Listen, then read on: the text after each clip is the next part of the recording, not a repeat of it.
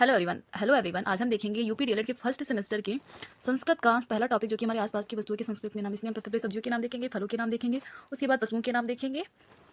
शुरू करते हैं हम पहले सब्जियों के नाम से। तो इसमें सबसे पहले आलू। आलू को हम आलू ही रखेंगे, इसमें विसर्ग लगा देंगे तो ये संस्कृत का रूप हो जाएगा। दूसरा है मूली। मूली को हम कहेंगे मूलिका। कद्दू को कहेंगे कुसमांडा। ये कुसमांडा की कद्दू इंपॉर्टेंट है, इसको 2018 में पूछा गया है। मिर्च, फिर है मिर्च। मिर्च को कहेंगे मरीचम। करेला को कहेंगे कार्वेलम, ये भी 2018 में पूछा गया है।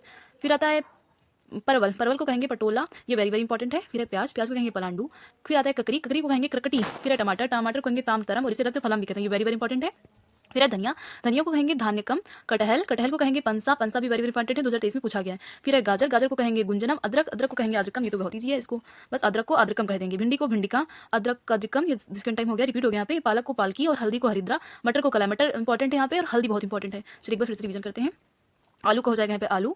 मूली का हो जाएगा मूलिका। कद्दू का हो जाएगा कुसमांडा। मिर्च का हो जाएगा मरीचम। करेला का हो जाएगा कार्वेलम। परवल का हो जाएगा पटोल। प्याज का हो जाएगा पलांडू। ककड़ी का हो जाएगा करकटी। टमाटर का हो जाएगा ताम्रतम और रक्त फलम। धनिया का हो जाएगा धान्यकलम। टमाटर को हम इस तरह से याद रख सकते हैं कि टमाटर रेड कलर का होता है और हमारा जो रक्त होता है वो भी रेड कलर का होता है, तो रक्त फलम ऐसे याद कर सकते हैं। कटहल को कहेंगे पंसा। गाजर को कहेंगे गुंजनम। अदरक को अदरकम। भिंडी को भिंडिका। यहाँ पे पालक को पालकी। हल्दी को हरिद्रा और मटर को कलाई। यहाँ पे हमारा सब्जियों का टॉपिक होता है कंप्लीट। अब हम बढ़ते हैं नीचे की ओर। अब पशुओं के नाम। फिर पशुओं के नाम। पशुओं का नाम है हाथी। हाथी को कहते हैं गजा और कुंजरा। इसे गजा भी कहते हैं, कुंजरा भी कहते हैं, 2017 में पूछा गया। फिर है गाय। गाय को गौ भी कहते हैं और धेनु भी कहते हैं। हिरन को मृग कहते हैं, 2016 में पूछा गया। सिंह को शेर को कहते हैं सिंहा। भालू को कहते हैं भलुका। खरगोश को कहते हैं सस्ता, 2016 में पूछा गया, ये वेरी वेरी इंपॉर्टेंट है। और बाघ। बाघ को कहते हैं व्याघ्र और इसे शार्दुल भी कहते हैं। और फिर है गधा। गधा को कहते हैं गदरभा। फिर है घोड़ा। घोड़ा को कहते हैं अस और इसे घोटक भी कहते हैं, 2016 में पूछा गया। फिर है चीता। चीता को कहते हैं चित्रका।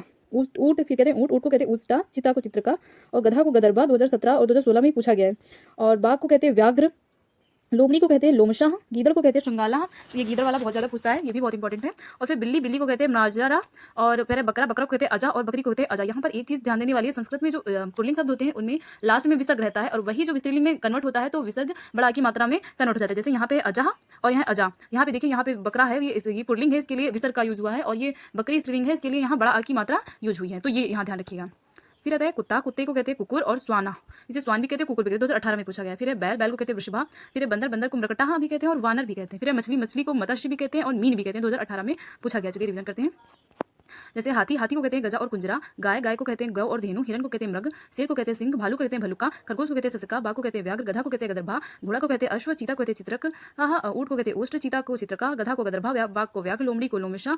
गीदड़ को श्रृंगाला। बिल्ली को मार्जरा और बकरा को अजाह। बकरी को अजा। कुत्ता का श्वान। कुकुर। बैल का वृषभ। बंदर का मृगटा और मछली का मत्स्य और मीन।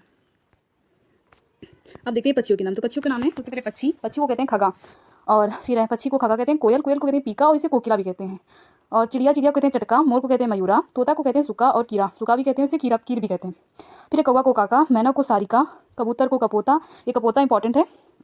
पपीहा को चातका। उल्लू को उल्का। भौरा को भ्रमरा और इसे चंचारिका आ जाए तो भी उसे भौरे को ही चंचारिका भी कहते हैं। फिर है चक्रवा। चकवा। चकवा कहते हैं चक्रवका।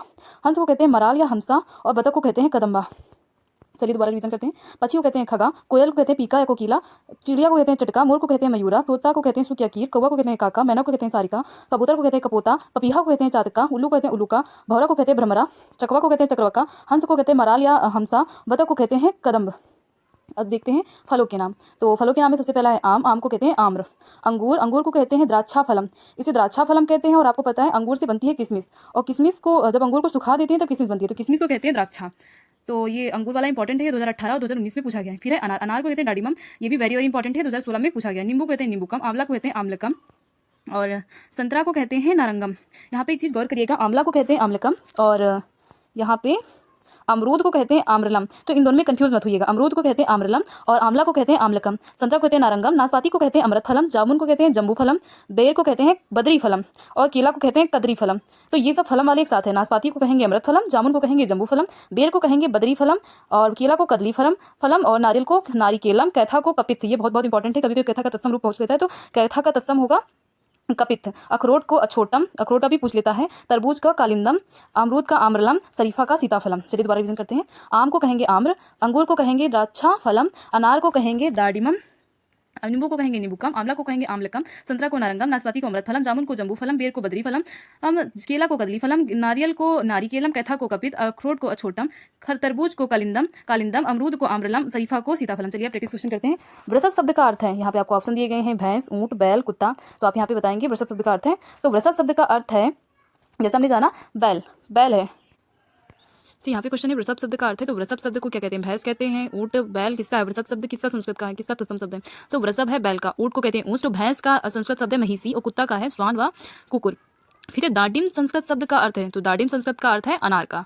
आम का कहते हैं आम्र, अनाज को कहते हैं अनाज को कहते हैं अन्नम, या फिर इसे धान्यम भी कहते हैं। अनार का हो जाएगा दाडिम, और सेब का हो जाएगा सेवम। फिर चौथा क्वेश्चन है निम्नलिखित फल व सब्जियों के नाम संस्कृत में लिखिए।